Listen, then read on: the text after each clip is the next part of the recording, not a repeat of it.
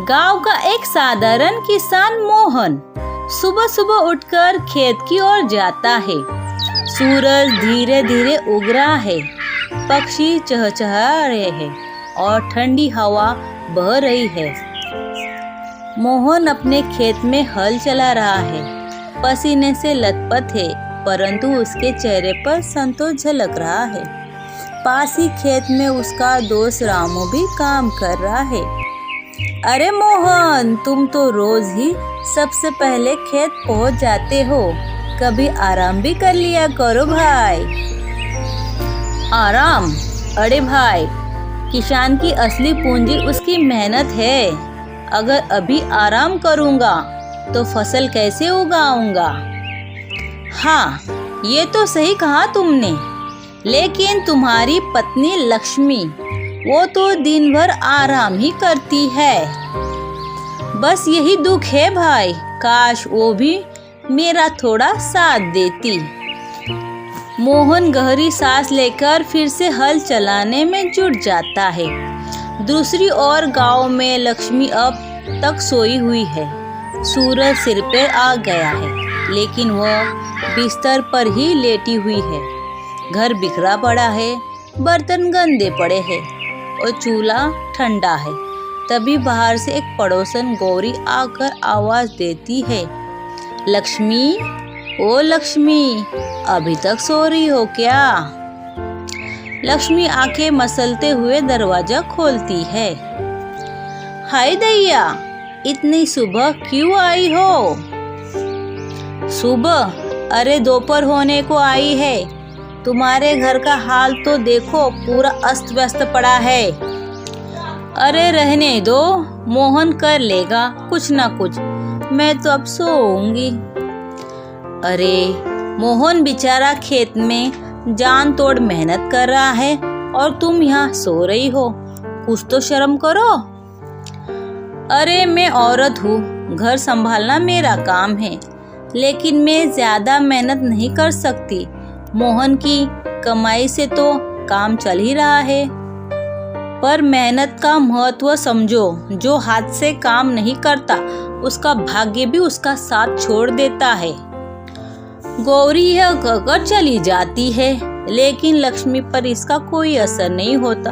वह फिर से बिस्तर पर गिर जाती है। दूसरी ओर मोहन खेत से लौटता है और घर की हालत देखकर परेशान हो जाता है। घर में घुसते ही मोहन देखता है चूल्हा ठंडा पड़ा है, लक्ष्मी अभी भी सो रही है और घर गंदा पड़ा है। उसे गुस्सा आ जाता है। लक्ष्मी उठो, देखो घर का क्या हालत हो गई है। अरे तुम क्यों इतना हल्ला मचा रहे हो? मैं खेत में दिन भर मेहनत करूं और तुम यहाँ सोती रहो, खाना तक नहीं बनाया? तुम भी तो कुछ बना ही सकते हो ना। हद हो गई है। एक दिन ऐसा आएगा कि अगर हम दोनों आलसी हो गए तो भूखे मरेंगे। अरे ऐसा कुछ नहीं होगा, भगवान ने हमें दिया है और आगे भी देता रहेगा। मोहन निराश हो जाता है और बिना कुछ खाए ही सो जाता है। लक्ष्मी को कोई फर्क नहीं पड़ता, लेकिन अगले दिन मोहन एक नई योजना बनाता है। सुबह होती है, लेकिन आज मोहन खेत पर नहीं जाता है। वह घर ही में बैठा रहता है। लक्ष्मी को यह अजीब लगता है। अरे तुम आज खेत नहीं गए? नहीं, अब मैं भी आराम ही करना चाहता हूँ, पर घर कैसे चलेगा? जैसे अब तक चल रहा था वैसे ही चलेगा। शुरुआत में लक्ष्मी को खुशी होती है, लेकिन जब घर में राशन कम होने लगता है तो उसे चिंता होने लगती है। कुछ समय बाद घर का सारा अनाज खत्म हो जाता है।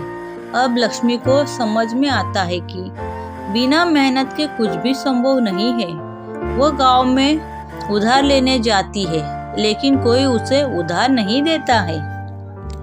लक्ष्मी, मेहनत से ही अनाज मिलता है, अब तो तुम्हें समझ में आ गया होगा। लक्ष्मी निराश होकर घर लौटती है और मोहन से माफी मांगती है। मोहन, मुझे माफ कर दो, अब मैं मेहनत करूंगी। अगर तुम्हें सच में अपनी गलती का एहसास हो गया है तो कल से हम दोनों मेहनत करेंगे। अगले दिन से लक्ष्मी खुद खेत में जाने लगती है। वह घर का काम भी अच्छे से करने लगती है। कुछ दिनों में उसका आलस पूरी तरह से खत्म हो जाता है। सुनीता, देखो लक्ष्मी अब कितनी मेहनती हो गई है। हाँ, मोहन की चालाकी काम आई। मेहनत का असली महत्व लक्ष्मी को समझ में आ गया। अब लक्ष्मी और मोहन दोनों मेहनत करने लगते हैं। उनका घर खुशहाल हो जाता है और गांव में उनकी तारीफ होने लगती है।